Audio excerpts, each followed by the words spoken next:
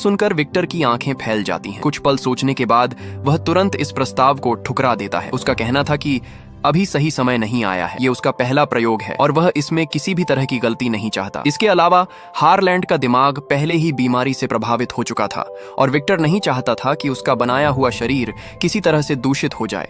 Victor Harland को जवाब देने का मौका भी नहीं देता और तुरंत लाइटनिंग रॉड लेकर टॉवर की ऊंचाई पर चढ़ने लगता है। बाहर तेज तूफान चल रहा था और बारिश भी हो रही थी। कई दिनों से ठीक से आराम न करने की वजह से विक्टर का हर कदम भारी लग रहा था। जब आसमान में बिजली चमकती है उस पल उसकी आंखों में थकान के साथ साथ जिद भी साफ दिखाई देती है। लेकिन जैसे ही उसे याद आता है कि उसकी सफलता दुनिया को बदल सकती है, उसके अंदर फिर से ऊर्जा आ जाती है।